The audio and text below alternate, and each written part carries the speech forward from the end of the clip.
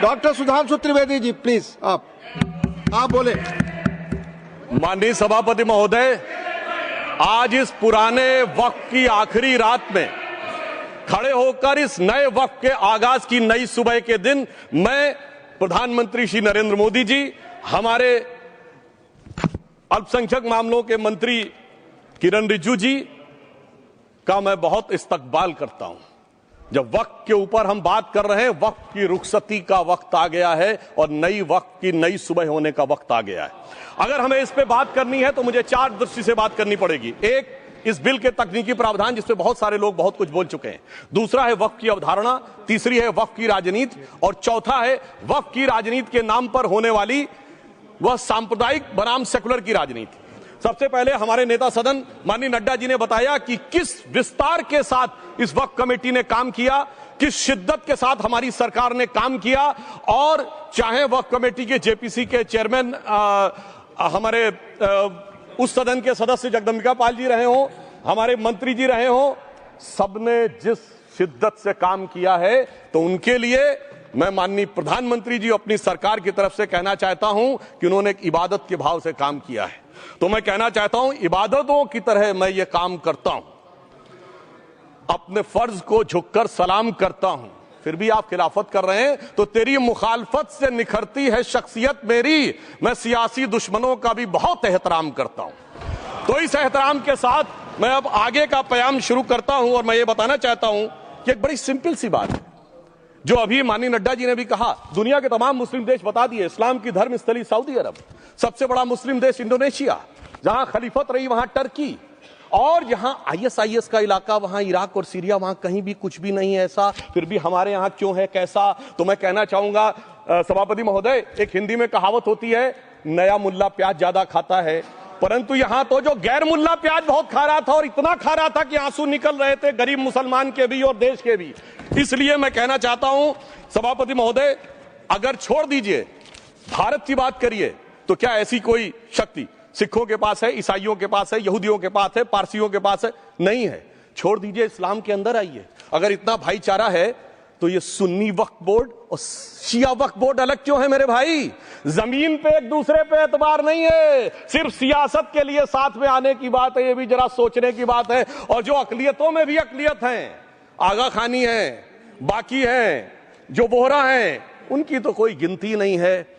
हमारी सरकार ने पहली बार मुस्लिम समाज के अंदर भी ईमानदारी से सबको समान प्रतिनिधित्व देते हुए एक नई सुबह के नए वक्त का आगाज किया है। इसके लिए मैं सरकार को बधाई देना चाहता हूं। और सिर्फ ऐसा ही नहीं है, मुस्लिम समाज के अनेक लोग इस प्रकार के नियमों से बहुत प्रभावित हुए और बहुत प्रताड़ित हुए, जिसके अनेक उदाहरण बहुत लोगों ने बताए होंगे। मोहम्मदन एजुकेशन सोसाइटी कोल्हापुर का केस है, ईदगाह मैदान हुबली का केस है, जिसपर सुप्रीम कोर्ट ने साफ साफ उसको हुबली धारवाड़ म्युनिसिपल कॉर्पोरेशन को वापस कर दिया। अनीसा अयाशा वर्सेस तमिलनाडु वक्फ बोर्ड का केस है, तेलंगाना स्टेट वर्सेस मोहम्मद मुजफ्फर का केस है, हिमाचल प्रदेश वक्फ बोर्ड वर्सेस ख्वाजा खलीलुल्लाह का केस है। और सभापति महोदय, ताजमहल पर भी दावा कर दिया गया। अब तो मैं पूछना चाहता हूं, और सुप्रीम कोर्ट ने अपने जजमेंट में कहा कि भाई शाहजहां के जमाने का लिखा फरमान लेके आइए, तब हम मानेंगे कि इस पे कोई दावा है या नहीं।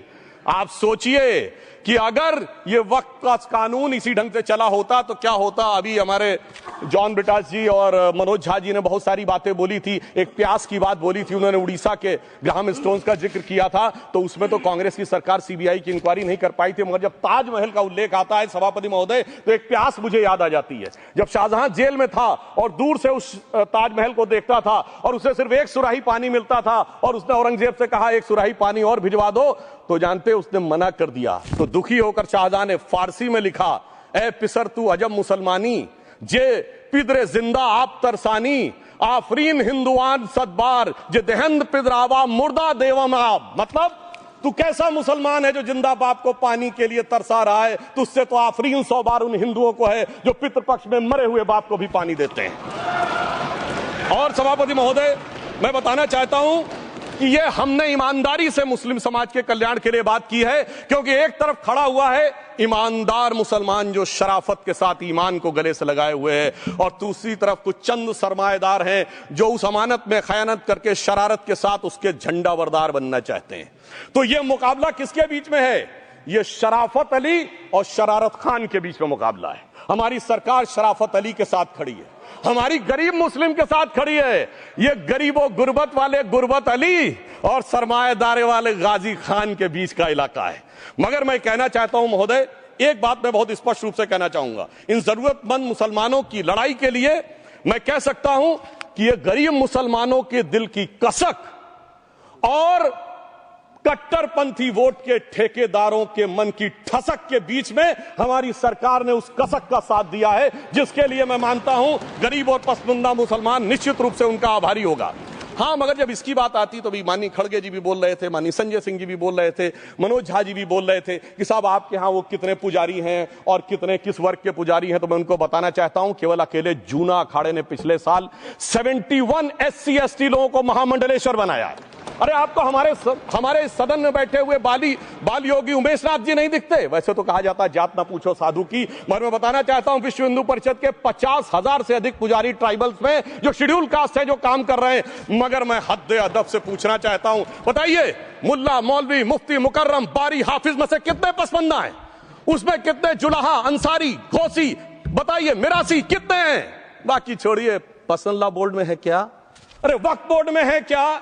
इसीलिए मैं कहता हूं खुद मियां फजीहत दूसरों को नसीहत। अगर ईमानदारी से बात करनी है तो उस पर आगे। मगर मैं एक बात और कहना चाहूंगा कि हमारी जो सरकार ने नाम दिया है, इसको उम्मीद नाम दिया है, और ये उम्मीद है किसके लिए? उस ईमानदार मुसलमान के लिए और देश के हर खासो आम के लिए ये उम्मीद है। मगर सभापति महोदय, कुछ लोग वो हैं जो उम्मा का ख्वाब पाले हुए थे। उम्मा शायद हमारे बहुत से लोग समझते हो ना समझते हो, पूरी एक एंटायर जो इस्लामिक खलीफत और राज होता है उसको उम्मा कहते हैं। उम्मीद वालों को तो उम्मीद की नई रोशनी दिख रही है, उम्मा वालों की उम्मीद पे पानी फिर रहा है। तो ये उम्मीद और उम्मा के बीच का भी मामला है। परंतु मैं ये भी कहना चाहूंगा सभापति महोदय, इसके बाद सिर्फ ऐसा ही नहीं था, प्रॉपर्टीज के ऊपर तमाम सरकारी प्रॉपर्टीज पे जिसमें बहुत डिटेल में हमारे साथी लोग गए, मैंने डिटेल में नहीं जाना चाहता। भोपाल का विषय है, हैदराबाद का विषय है, मुंबई का है, लखनऊ का है, पटना का है, बहुत प्रकार से है। माननीय लालू प्रसाद यादव जी का विषय जब बताया गया था तो बहुत ज्यादा हमारे मनोज झा जी बोल रहे थे, तो अब मैं उसके डिटेल में नहीं जाना चाहता हूं। सबने वो वीडियो देखा है। बस एक लाइन में उनके लिए कहना चाहूंगा, वो कुछ भी बोल रहे हैं, जिसे कहते हैं बिगड़ी बात बने नहीं, लाख करो किनकोए, रहीमन बिगड़े दूध को मथे न माखन होए। अब जो बोलना था वो बोल चुके, सबके सामने वो आ चुका। अब एक बात और है, दूसरे धर्म स्थलों के बारे में विषय आता है तो मैं याद दिलाना चाहता हूं, केरला के कैथोलिक चर्च ने 31 मार्च 2025 को जो लिखा, सिर्फ उसकी लास्ट की 2 लाइन बोलना चाहता हूं। We request the central government to get the amendment bill passed as early as possible so that the tears of thousands of suffering people in the place like Munambam can be wiped out only by a legal amendment that can provide a permanent solution to their suffering. We urge all the MPs from opposition party to support the bill so that the historic legislation can become unanimous. मगर सभापति महोदय, ये अल्पसंख्यकों की बात करने वाले जब अल्पसंख्यक की बात आती तराजू पे तौलते हैं, किसका वेट ज्यादा है, किसकी धमक ज्यादा है, किसकी खनक ज्यादा है, फिर तय करते हैं कि माइनॉरिटी के साथ आना है, किस माइनॉरिटी के साथ नहीं आना है। और मैं एक और बात कहना चाहता हूं, तमिलनाडु के तिरुपति मंदिर की बात आई, यमुनानगर में गुरुद्वारे की बात आई, केरल में क्रिश्चियन कम्युनिटी की जमीन की बात आई। बहुत सारे लोग प्लेसेस ऑफ वर्शिप के एक्ट की बात करते हैं, तो as per places of worship act Tamil Nadu का मंदिर का तो स्टेटस नहीं चेंज हो सकता भाई। 15 अगस्त 47 के बाद किसी प्लेस ऑफ वर्शिप का स्टेटस नहीं चेंज हो सकता, तो वक्फ बोर्ड को क्लेम फॉरफीट कर देना चाहिए, because it is in contrast to the places of worship act. परंतु अब सुनिए, यही गुरुद्वारे के बारे में भी होना चाहिए। मगर सभापति महोदय, चाहे वक्फ बोर्ड का एक्ट हो, चाहे प्लेसेस ऑफ वर्शिप एक्ट हो, एक ही को फायदा होना है, जिसे कहावत में कहते हैं खरबूजा छुरी पर गिरे या छुरी खरबूजे पे गिरे, आखिर में कटना भगवे रंग के खरबूजे को ही होता है। अब मैं यह भी बताना चाहता हूं कि इन संपत्तियों के द्वारा जो कुछ हुआ, उन्होंने इतनी चीजों को लिया है, इतनी चीजों को लिया है। एक पुराना उर्दू का शेर है कि मिटे नामियों के निशान कैसे कैसे, और ये जमीन खा गई आसमां कैसे कैसे। इस जमीन ने कैसे कैसे लोगों को अपने में समा लिया, इसकी तमाम तारीख गवाह है। अगर मैं इसमें बहुत डिटेल में जाऊंगा तो सदन का बहुत सारा वक्त जाएगा, परंतु मैं एक बात यह कहना चाहता हूं कि जब इतना ज्यादा आगे बढ़ गया तो फिर कोर्ट ने आगे इंटरवेंशन करना शुरू किया। मैं डिटेल में नहीं जाना चाहता हूं। अभी कार्तिकेय शर्मा जी बहुतों ने बोला सैयद फसल का case versus union of government, Allahabad high court के केस को कहा, मगर Bashir versus state of West Bengal case में उन्होंने बहुत क्लियर कट कहा है कि Waqf is not a religion religious denomination in accordance with Article 26 of the Constitution, so the matter relating to the restricting the economic, financial, political and other sectoral activities that may be associated with religious practice under Article 25(2)(a) of the Constitution can be regulated by the state. तो मुझे लगता है अब इसके बाद कोई किंतु परंतु का स्कोप नहीं रह जाना चाहिए। परंतु उसके बाद भी सभापति महोदय, जो कानून को न माने, जो कहे संविधान को नहीं मानेंगे, और जो ये कहे कि साहब अदालत के आदेश को भी नहीं मानेंगे, तो फिर इसका मतलब उसके मन में तो एक ऐसी बादशाही आ गई है। इसके लिए मुझे सभापति महोदय, वो पुरानी वाली फिल्म अगर लोगों को याद हो तो मुगले आजम का वो सीन याद आता है कि जब अकबर ने अनारकली को कैद कर लिया तो सलीम कहता है, जब्त मैं करूं जिसकी की जमीन वीरान हो गई है, जब्त वो न करे जिनके सिर्फ शौ के बाद चाहत को ठेस पहुंची है। ये जिल्ले इलाही की बादशाही नहीं बल्कि खुदाई है। मैं कहना चाहता हूं, जो संविधान को न माने, कानून का न माने, इसका मतलब वो अपनी खुदाई में जी रहा है। तो ये वो लोग हैं।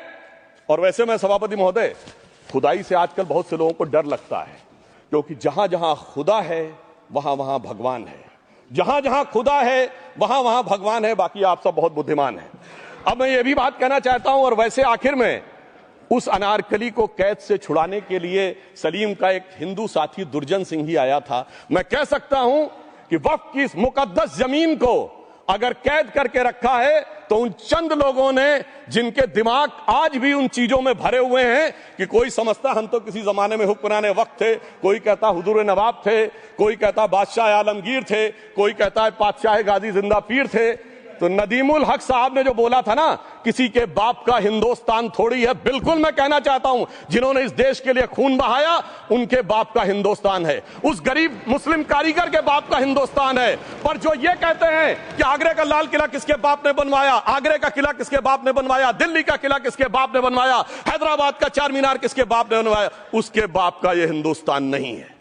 और उसके बाद भी जो आप करना चाहते हैं, अगर इस रास्ते में आप कांटे बिछाना चाहते हैं, तो उनके लिए एक लाइन कहना चाहता हूं सभापति महोदय, तेरी तमन्ना है पर हम खार न बोने देंगे। खार कांटों को कहते हैं। तेरी तमन्ना है पर हम खार न बोने देंगे, तुझे हम राह की दीवार न होने देंगे। तू सबको रौंद कर आगे जो निकलना चाहे, हम तेरी इतनी भी रफ्तार न होने देंगे। और इसीलिए हमारी सरकार ने इस विषय के ऊपर एक सही और सटीक प्रयोग करने का प्रयास किया है। मैं दूसरी बात यह भी बताना चाहता हूं, हमारे डीएमके के तिरुचि शिवाजी ने अनायास अकारण यह बात बोली थी कि उस समय जब जिन्ना का उल्लेख करते हुए उन्होंने कहा कि पार्टीशन के समय, तो मैं उनके सुलभ संज्ञान के लिए बता देता हूं, 1946 की कॉन्स्टिट्यूएंट असेंबली में मद्रास प्रेसिडेंसी में 30 आउट ऑफ 30 सीट्स जो थी वो मुस्लिम लीग ने जीती थी विद 95% ऑफ वोट्स, और एक भी मुस्लिम वहां के बाद बाहर नहीं गया। इसलिए मैं ईमानदारी से कहना चाहता हूं, फैक्ट को समझिए।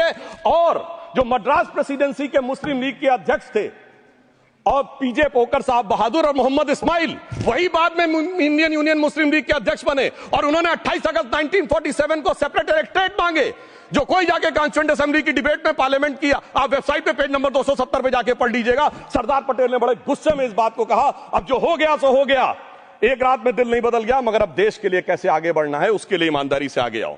और खैर मैं अंबेडकर जी और पटेल जी के बहुत सारे वो कोट कर सकता हूं, सारी बातों को छोड़िए। मगर अफसोस की बात यह है सर कि अभी मनोज झा जी ने बोला था हम में से कोई शक है, कोई हूण है और ये करिए। अरे भैया जमाने चले गए, अब जेनेटिक सीक्वेंसिंग का जमाना आ गया है।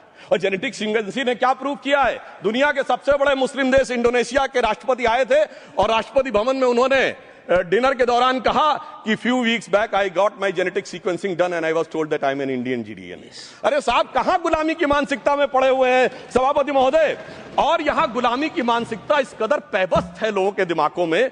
किसी सदन के एक सदस्य यहां विराजमान है, वो उस समय महाराणा सांगा का उल्लेख कर दिए। मैं ईमानदारी से कहता हूं एक भी इंडियन सोर्स में इसका उल्लेख नहीं है, सारे के सारे फॉरेनर्स और लुटेरों के सोर्स में उल्लेख है। इसीलिए मैं कहता हूं ये गुलामी के जिन्होंने गुलाम बनाया उनके सोर्सेस पे यकीन ना करिए। और वैसे थोड़ा सा आउट ऑफ कॉन्टेक्स्ट हो तो ये भी बोल दूं, हमारे सदन के बहुत सदस्यों को नहीं पता होगा, अलेक्जेंडर के आक्रमण का किसी भारतीय सोर्स में कोई उल्लेख नहीं है, होरस नाम के किसी राजा का उल्लेख नहीं है, सिर्फ और सिर्फ ग्रीक में है। इसलिए गुलामी की मानसिकता से बाहर निकलिए, तब इन चीजों को आप सही ढंग से समझने में सफल होंगे। मेरा अब यह भी अनुरोध अपने सदस्यों के साथ है।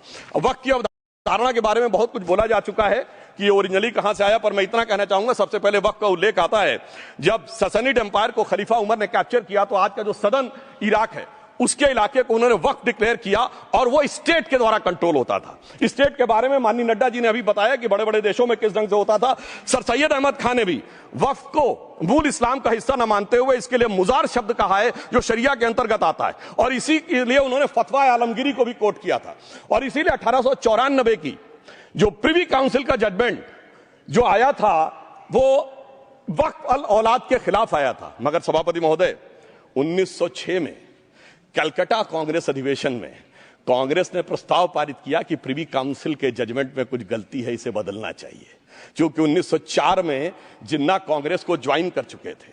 इसलिए मैं कहना चाहता हूं फिर 1913 में वो जजमेंट बदला गया। हमारे सदन के बहुत से सदस्यों ने इस सदन और दूसरे सदन में बोला है, मैं एक सेंटेंस बोलता हूं, लगेगा जैसे वही लोग बोल रहे हैं।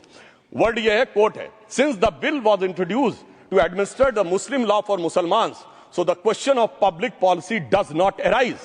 लगता है जैसे हमारे कोई सदस्य बोल रहा हूं। सर, ये मोहम्मद अली जिन्ना ने अप्रैल 1913 में ही is use this word while moving the report of the select committee to the imperial legislative council. Sir, 1913 से 2013 तक भाषा ही नहीं बदली, और आज भी भाषा नहीं बदल रही है। हमें ईमानदारी से, और उस समय यूपी और बंगाल ने उसका विरोध किया था, आज यूपी और बंगाल के लोग किस तरीके से साथ में है वो पूरी तरीके से दिखाई पड़ता है। इसलिए हम ये कहना चाहते हैं, हाँ, एक प्रश्न बहुत उठाया जाता है कि केवल मुस्लिम ही वक्फ को क्यों दान दे सकता, ऐसा वक्फ बोर्ड में क्यों संशोधन किया गया।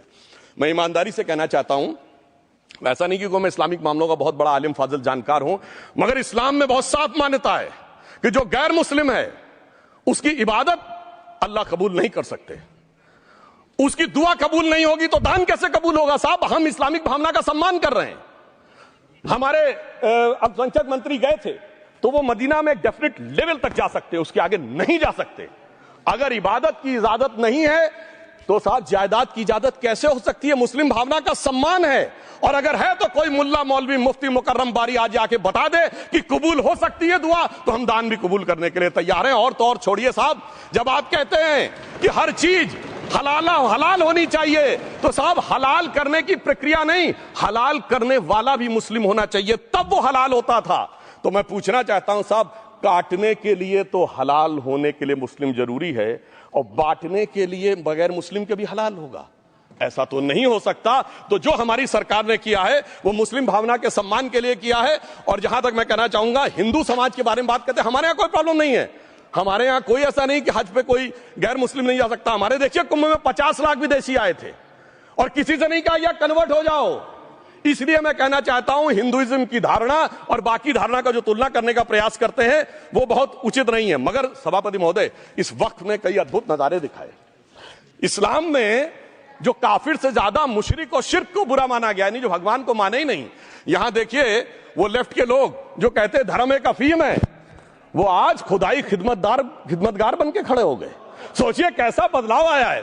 और सर, मुझे एक और चीज नजर आती है, एक पुराना गीत था, वक्त ने किया क्या हसी सितम। तो आज मैं कहना चाहूंगा, वक्त ने किया क्या हसी सितम कि मुस्लिम लीग और शिवसेना मिलके हो गए हम। और मैं कहना चाहता हूं, ये मुस्लिम लीग वो है जिसने सेपरेट इलेक्टोरेट की मांग की थी, और इस शिवसेना के उबाटा के हमारे इस सदन के एक सदस्य हैं।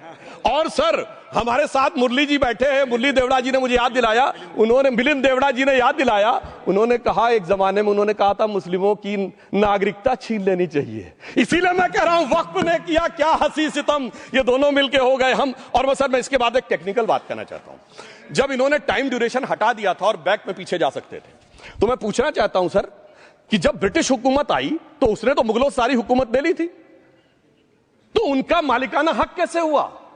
सर, 1707 के बाद तो इस्लामी हुकूमत दिल्ली से खत्म हो गई थी।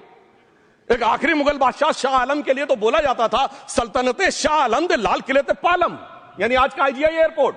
तो साहब उसके बाद ये गुजरात के सूरत से लेकर लखनऊ तक उनका मालिकाना हक निकलने कहां से लगा। अरे भाई, जब दिल्ली को कैप्चर किया था अंग्रेजों ने तो सारी जमीन अंग्रेजों की थी। तो जब मैं अपने कांग्रेस के मित्रों से पूछना चाहता हूं, ये जब गवर्नमेंट ऑफ इंडिया एक्ट में पावर डीड ट्रांसफर की थी तो पढ़े नहीं थे क्या, या खोखले कागज पर साइन कर लिए थे, या कागज सही था, आप खोखला करने की बात है।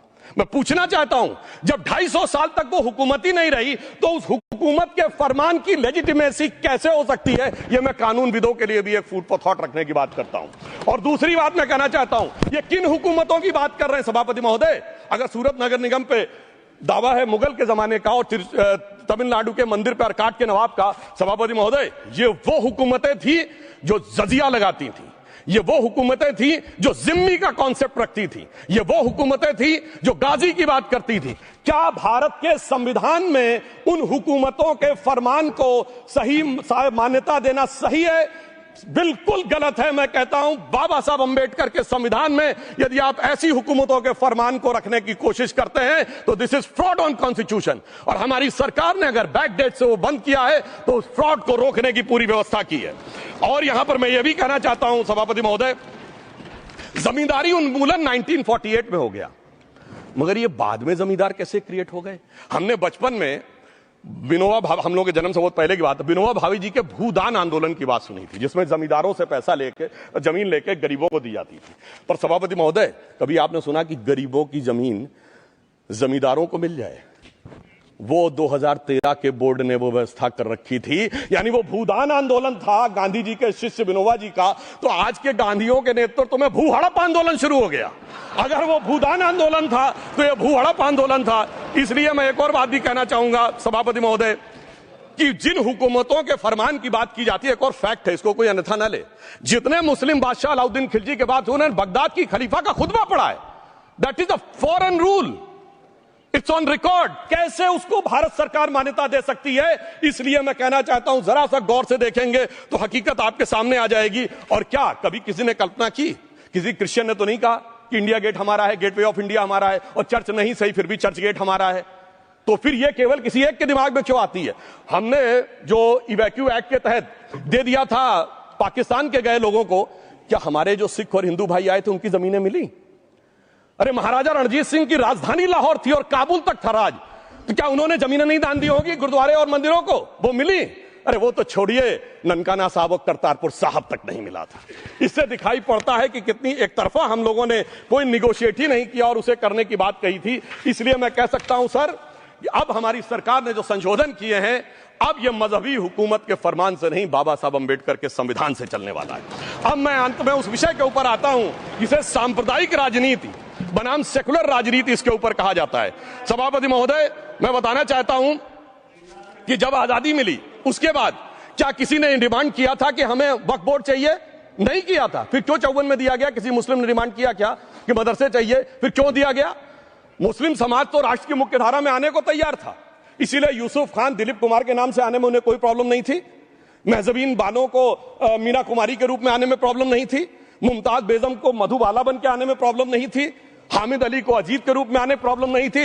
मगर और मैं यह भी बताना चाहता हूं, मुस्लिम समाज में बहुत बड़ा तबका उस समय इस बात को सोच रहा था, और अभी कपिल सिब्बल साहब बोले, ये उस चीज के वकील नहीं, इन्हें पता होना चाहिए, पता होगा कि सुन्नी सेंट्रल वक्फ बोर्ड राम मंदिर में 1961 में मुद्दई बना है, 12 साल के बाद। क्योंकि के मोहम्मद ने लिखा है कि एक बहुत बड़ा तबका था जो ये मानता था कि हमें इस चक्कर में नहीं पड़ना चाहिए। मगर अफसोस कि वही लेफ्टिस्टों, सेकुलरिस्टों ने उनको समझाकर इस मुकाम तक लाकर खड़ा कर लिया। अब यहां मैं एक और बात कहना चाहूं, खैर छोड़िए उन सरकारों ने बाद में क्या दिया, मगर उसके बाद सुनिए, इंदिरा जी के जमाने में मुस्लिम पर्सनल लॉ बोर्ड आया, तो राजीव जी के जमाने में शाहबानो केस आया, तो नरसिम्हा राव के जमाने में 95 का एक्ट आया, तो मनमोहन सिंह जी के जमाने में 2013 का एक्ट आया, मगर इलाज नहीं निकला। तो इसे एक शेर में कहूंगा कि मरीजे सेकुलर इश्क पर लानत खुदा की, मर्ज बढ़ता गया जो जो दवा की। अब मैं सभापति महोदय एक और बात कहना चाहता हूं, शुरू के 20-25 साल में मुस्लिम समाज के बारे में मैं कहना चाहता हूं। आज जब आजादी मिली तो मुस्लिम समाज के प्रतीक कौन थे? उस्ताद बिस्मिल्लाह खां, उस्ताद फरीदुद्दीन डागर, उस्ताद बड़े गुलाम अली, उस्ताद जाकिर हुसैन, जिनकी अभी कुछ दिन पहले डेथ हुई, बड़े बड़े नगमा निवार, हसरत जयपुरी, मजरूर सुल्तानपुरी, साहिर लुधियानवी, कैफी आजमी, जोश मलियाबादी, जिगर मुरादाबादी। अब सर क्या हो गया? तब मुस्लिम समाज इन अदब के शाहकारों के साथ जोड़ा जाता था। आज मुस्लिम समाज का नेतृत्व किन लोगों के साथ जोड़ता है? इशरत जहां, याकूब मेनन, मुख्तार अंसारी, अतीक अहमद, दाऊद इब्राहिम। कौन जोड़ रहा है ये? तब से सर, जब से ये सेकुलर हो गया देश 1976 से और सेकुलर सियासत शुरू हुई, उसने ले जाकर इनको इस मुकाम तक पहुंचाया। और इस वक्फ बोर्ड के बिल में भी जो बात कही जा रही है सर, मुस्लिम समाज को यह समझाया गया कि तुम्हें बीजेपी वालों को तुमसे बड़ी अदावत है, और कहा गया इनको बड़ी मोहब्बत है। जब यह देश आजाद हुआ, मैं उत्तर प्रदेश का रहने वाला हूं, उत्तर प्रदेश में 1931 की सेंसस में 8% रेट ऑफ डेथ थी और सैयद मुसलमानों में 24% थी। यूपी की ब्यूरोक्रेसी में 20% थे। आज कहां चले गए सब? मैं एक लाइन में कहना चाहूंगा, ये अदावत और मोहब्बत की सियासत में ऐसे फंसे कि किसी को किसी की मोहब्बत ने मारा, किसी को किसी की अदावत ने मारा, मगर इस शराफत अली को सेकुलर सियासत ने मारा। और मैं सभापति महोदय एक और बात कहना चाहता हूं कि चलिए बोलिए। Fauzia Khan, please one second, mic is there. Yes, ये बोल रहे हैं मुस्लिम समाज आज का इशरत जहां और फलाना टेररिस्ट के साथ नाम जोड़ रहे हैं। ये बिल्कुल आरोप है सर, इसको एक्सपंज करना चाहिए। ये समाज के साथ अन्याय है। ये बात आपको एक्सपंज करना होगा सर, ये बात को। एक honourable member, if you would carefully go through what Sudhanshu has said, I am sure you will appreciate his spirit. Just think for a moment. He has not cast any aspersions. Sudhanshu, go ahead. Time में जवाब दूंगा और उसके बाद ये हमारा सदन माने ना माने जो देख रहे होंगे उनके लिए कहना चाहता हूं, sir, doctor APJ Abdul Kalam. One second. काहे परेशान? Vaiko ji, honourable member, Vaiko ji, oh my God, Vaiko ji,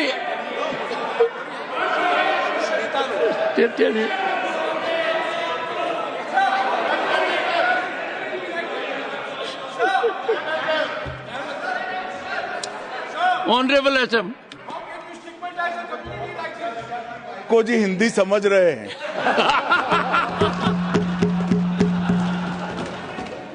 One second. Fauziya Khan. One second. First, I think. One second. Sir क्या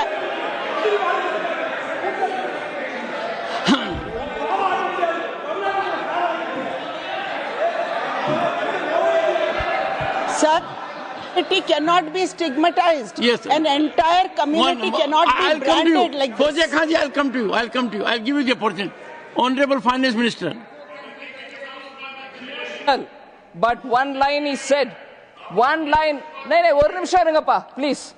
He might be very emotional, sir. But that one line he said is objectionable, and I will seek your indulgence to remove it. He said, Tamil Nadu la kaarvai paakren. You enter Tamil Nadu, I'll see you. No good. No good. Illa, tappade. Tappe. Well, அப்படி சொல்லக்கூடாது. நீங்க அப்படி பேசுறது தப்பு. நீங்க அப்படி பேசுறது ரொம்பவே தப்பு. இந்த நாட்டுல யார் வேணாலும் எங்க வேணாலும் கால் வைப்போம். யாருக்கும் அதிகாரம் இல்ல உணர்வு உயிர் மேல. Honorable Finance Minister. So sir, this is atrocious. You set foot in Tamil Nadu and take care. What is that language? We have a Home Minister after a long time who has brought about changes unthinkable. What he said, you can be fully assured. Yes, Honorable Home Minister. Yes, Jairam ji. Minister, Please. if the Yes, Honorable Finance Minister Honorable Member. has found a statement objectionable, Jairam ji, address the chair. the statement of the Honorable Member stigmatizing a whole community is objectionable. Oh. And what is worse, is the chairman lending respectability to that view. Oh my. That is even worse. Honorable That is even Home worse. Minister. मान्यवर, सुधांशु जी ने मुसलमानों के लिए कुछ नहीं किया है, India alliance के लिए किया है। अब मैं एक एक कर बता देता हूं। अरे सुनो ना भाई, आप सुनो तो। अरे दिग्विजय सिंह सुनिए, मैं खड़ा हूं ना अपने पैर पर। मान्यवर, सुधांशु जी ने कहा इशरत जहान, यही एनसीपी पार्टी ने इशरत जहान के घर पर जाकर रुपयों का इनाम भी दिया था और उसको शहीद बताया था। दूसरा कहा अतीक अहमद किस पार्टी से थे? इंडिया अलायंस की। दूसरा कहा अंसारी किस पार्टी से? कांग्रेस और इंडिया अलायंस के। ये सारे नाम आपके साथ जुड़े हैं भाई। उल्टा उन्होंने तो मुसलमान कम्युनिटी से तो ढेर सारे शायरों का नाम दिया जिन्होंने साहित्य की सेवा की और ढेर सारे साहित्य की रचना की। मन Sudhanshu, he is not yielding now. Sudhanshu. सबसे पहले मैं तमिलनाडु का जवाब देना चाहता हूं। यस सभापति महोदय, तमिलनाडु से ही डॉक्टर एपीजे अब्दुल कलाम थे और मैं सारे सदन से कहना चाहूंगा, डॉक्टर कलाम का नमाजे जनाजा और याकूब मेनन का नमाजे जनाजा एक ही दिन हुआ। कितने लोग याकूब मेनन के नमाजे जनाजा में गए और कितने डॉक्टर कलाम के नमाजे जनाजा में गए? डॉक्टर कलाम मेमोरियल पे कितने लोगों की फोटो है? दिखाएं मुझे, सोशल मीडिया पे पोस्ट की हो। मगर अफजल हालात का मारा था, आपके एक मंत्री का ऑफिशियल ट्वीट है, वो इस सदन के सदस्य नहीं तो मैं नहीं बोल रहा हूं। याकूब मेनन की जुडिशियल किलिंग हुई, आपके एक नेता का, मिनिस्टर का ऑफिशियल ट्वीट है, सदन के सदस्य नहीं है इसलिए नहीं बोल रहा हूं। और सर 26/11 आरएसएस ने कराया, सदन के सदस्य बैठे हुए हैं। हाफिज साहब और सुनिए, जाकिर नाइक शांति का मसीहा सदन में सदस्य बैठे हुए हैं। सर किसने जोड़ा? मैं नहीं कह रहा हूं जोड़ा, हमने किससे जोड़ा मैं बताना चाहता हूं। मैं अपनी बात, सर मैंने नाम किसी का नहीं लिया। सर आपने उड़ता तीर क्यों पकड़ लिया? सर मैंने नाम नहीं लिया, उड़ता तीर क्यों पकड़ लिया? सर मैं पूरी बात करूं। सर मैं कहना चाहता हूं, हमारी सोच मुस्लिमों के बारे में और इनकी सोच में क्या अंतर है। देखिए, जिन लोगों ने मुस्लिम हिस्ट्री नहीं पढ़ी उन्हें मैं बताना चाहता हूं। एक दो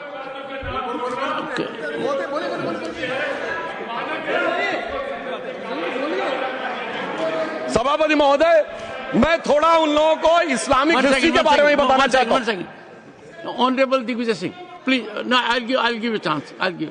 माननीय सदस्य, ऑनरेबल दिग्विजय सिंह जी। माननीय सभापति महोदय, जो माननीय सदस्य ने बात कही है, मैं सुन रहा था डॉक्टर त्रिवेदी जी की बात। उन्होंने कहा था ऐसे ऐसे ऐसे मुसलमान हम लोगों के साथ हैं और वैसे वैसे मुसलमान इन लोगों के साथ हैं। बात यह है कि आपने जिस तरह से इस पूरी बात कही है, ये घोर आपत्तिजनक है, अपमानित करती है। और जो माननीय सदस्य ने भी मेरे बारे में भी कहा है, मैं उनकी निंदा करता हूं। Honourable home minister, honourable home minister, honourable home minister, एक सेकंड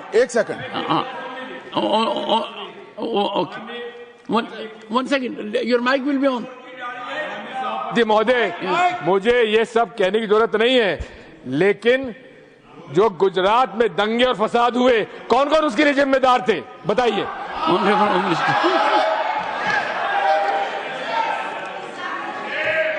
मान्यवर, मैं ध्यान से बारीकी से पूरे संवाद को सुन रहा हूं। माननीय सदस्य सुधांशु जी ने दिग्विजय सिंह का नाम नहीं दिया। अब वो खड़े होकर कहे मेरे बारे में कहा, इससे साबित हो गए। और अभी भी मौका है, आपने नहीं कहा है कि 26/11 के हमले में आरएसएस का हाथ था, तो अभी खड़े होकर माइक चालू कराकर बुलवा दीजिए। माननीय, और आपत्तिजनक बात है, मैंने ये बात कभी नहीं कही है, ये आप लोगों का प्रचार है। मेरी आपत्ति इस बात की थी कि सभी माननीय सदस्य ने और बात कही है कि अब हमारे तरफ ऐसे ऐसे मुसलमान थे और वैसे वैसे मुसलमान हम लोग की तरफ थे। ये पूरे समाज के साथ, पूरे अल्पसंख्यक समाज के साथ अपमानजनक बात है। और माननीय सभापति महोदय, आप बताइए, माननीय गृह मंत्री जी, आप वहां पर थे, गृह मंत्री थे जब दंगे हुए थे, तो आप लोगों का क्या रोल था, ये जन जाहिर होम मिनिस्टर। इनको मेरा हुआ ऐसा है कि मैं ही दिखाई पड़ता हूं। आपकी सुनिए, अब सुनिए ना दिग्विजय सिंह, सुनिए, 1 मिनट सुनिए। दंगे शांत होने के बाद 18 महीने के बाद मैं गृह मंत्री बना। दंगा हुआ तब मैं गृह मंत्री नहीं था। सुधांशु त्रिवेदी, संदर्भ में किसी का नाम नहीं लिया। अजीज बर्नी की किताब थी 2611 एंड आरएसएस कॉन्स्पिरेसी, कोई जाके चेक कर ले उसमें कौन कौन कहां कहां था। अब मैं मुसलमानों के बारे में कहना चाहता हूं, मुस्लिम समाज के लिए। बहुत से लोग ऐसे हैं जिनको मुस्लिम समाज की हिस्ट्री नहीं पता है। मैं बताना चाहता हूं, भारत से जब न्यूमेरिक सिस्टम सबसे पहले गया तो अल जहार थे सबसे पहले, जिन्होंने जाके 1793 में जो सूर्य सिद्धांत था उसका अरबी में ट्रांसलेशन हुआ सिंध हिंद। और हम बता रहे हैं हम किस तरह के मुस्लिम को साथ रखते हैं। डॉक्टर कलाम से बड़ा आलिम इस्लाम में साइंसदान नहीं हुआ, और आरिफ मोहम्मद खान साहब जो बिहार के गवर्नर हैं उनसे बड़ा आलिम फाजिल मुसलमान आज सियासी जमात में तो नहीं होगा, यह मैं दावे के साथ कह सकता हूं। मगर मैं बताना चाहता हूं सर, उसके बाद उन्होंने एक किताब लिखी, एक सर 10th सेंचुरी के मुस्लिम राइटर थे जिन्होंने किताब लिखी, उसका नाम था the compendious book of balancing and completion according to Hindu calculation, जिसको शॉर्ट में अल जब्र कहा गया, और वहां से अलजबरा निकला। और सर उसके बाद अल ख्वारिज्म आया।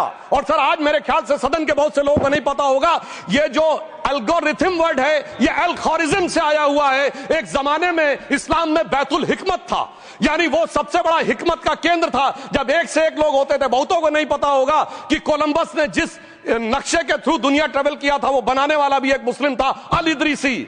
मगर सर एल्गोरिथम आज ऐसा बदला कि एआई के एज में दलगत भावना से ऊपर उठकर औरंगजेब के साथ खड़े हो गए। सर ये एल्गोरिथम किसने बदल दिया, ये मैं बताना चाहता हूं। इस पे थोड़ा सोचने की जरूरत है। इसलिए मैं कहता हूं मुस्लिम पॉलिटिक्स की सोच क्या थी, हमने किन मुसलमानों का साथ दिया है, मैं बताना चाहता हूं सर। वीर अब्दुल हमीद की शहादत की 50वीं वर्षगांठ 2015 में हुई।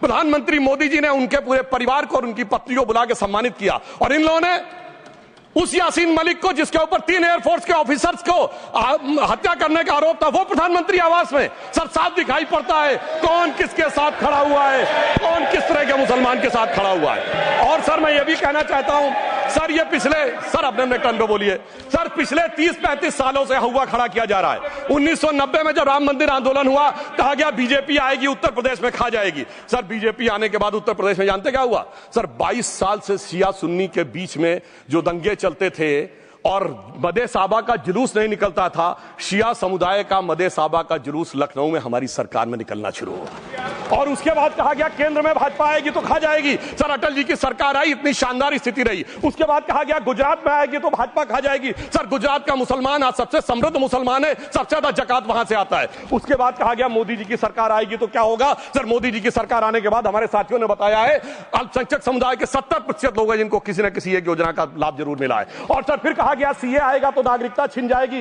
सर उसके बाद भी आपने सब देखा, और सर हम बचपन में सुनते थे कि राम मंदिर बनने लगेगा तो मिडिल ईस्ट के देश पेट्रोल देना बंद कर देंगे। सर राम मंदिर भी बन रहा है, और भारत मिडिल ईस्ट कॉरिडोर भी बन रहा है, और अबू धाबी में भी मंदिर बन रहा है, और 4 मुस्लिम देशों ने सर्वोच्च नागरिक सम्मान मोदी जी को दिया हुआ है। इसलिए मैं कहना चाहता हूं सर, मर्ज हो तो उसका इलाज किया जा सकता है। जैसे हमारे यहां वैद धन्वंतर माने गए हैं, इस्लामी अकीदे में वैद हकीम लुकमान माने गए, तो कहा गया है उनके लिए कि इसमें क्या रखा है, देखे है जो तू आन के पास, बदगुमा वहम की दारू नहीं लुकमान के पास। यानी मर्ज का इलाज है, पर वहम का इलाज तो हकीम लुकमान भी नहीं कर सकते जो आपने पाल कर रखा है। मैं कहना चाहता हूं हम किन मुसलमानों की बात करते हैं, आप गंगा जमुनी तहजीब की बात करते हैं। सर दारा शिकोह औरंगजेब का बड़ा भाई था, उसने उपनिषदों का अध्ययन किया, संस्कृत में अनुवाद कराया और नाम रखा सिर्राए अकबर, यानी वर्ड्स ऑफ गॉड। मैंने किसी को दारा शिकोह की जयंती मनाते हुए नहीं देखा। मैं पूछना चाहता हूं बेगम बीबी ताज, उनके घर पे जाते किसी ने सुना? सर ये बताइए, आलम शेख इतने बड़े कृष्ण भक्त के कवि, किसी ने सुना उनके घर पे जाते हुए? मलिक मोहम्मद जायसी जिन्होंने पद्मावत लिखा, उत्तर प्रदेश के रहने वाले, उनके घर पे कोई गया? ये बताइए ब्रिगेडियर मोहम्मद उस्मान के घर पे कौन गया? आजमगढ़ में, गाजीपुर के रहने वाले थे, आज तक जाने वालों में नहीं दिखे। और मैं सर बताना चाहता हूं एक और बात, सर एक सैयद इब्राहिम रसखान हुए हैं, बहुत बड़े कृष्ण भक्त के कवि। सर जिन्होंने क्या लिखा, उन्होंने कहा मेरा अगला जन्म हो तो भी मैं कृष्ण भक्ति बनना चाहूंगा, मनुष्य बनूं तो ग्वाल बाले के रूप में, और पशु बनूं तो गाय के रूप में। उन्होंने कहा मानुष हो तो वही रसखान, बसों ब्रज गोकुल गांव के ग्वारन, जो पशु हो तो कहा बस मेरो चरो नित नंद की धेनु मजारन। सर उन्होंने कहा गायों के बीच में नंद बाबा की गायों में जन्म लेना चाहूंगा।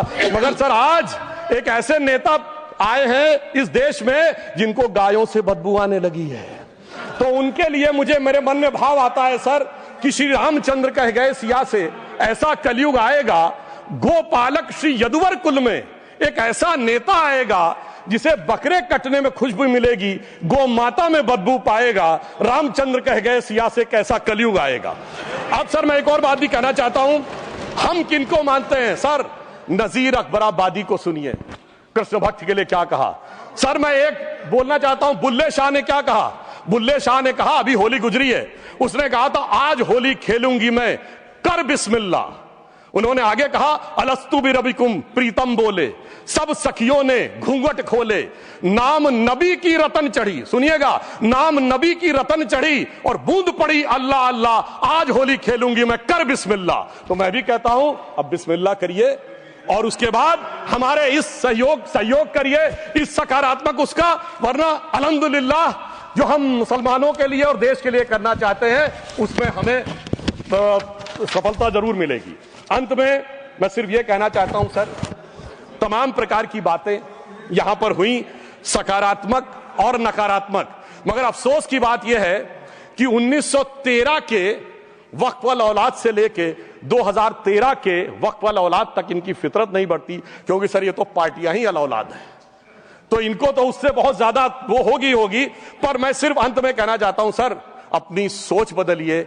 आप जिस कश्ती पे सवार होकर इस दरिया को पार करने की कोशिश कर रहे हैं, पिछले 75 साल में नहीं कर पा रहे हैं, 10-12 साल में बहुत हिचकोले खा रहे हैं, तो कश्ती और रास्ता बदलिए। तो इनके लिए अंत में एक पंक्ति कहते हुए बात समाप्त करना चाहूंगा कि इन्होंने कश्ती भी नहीं बदली, दरिया भी नहीं बदला, पर इन डूबने वालों का जज्बा भी नहीं बदला, पर है शौक सफर ऐसा, एक उम्र हुई हमने, मंजिल भी नहीं पाई, रास्ता भी नहीं बदला।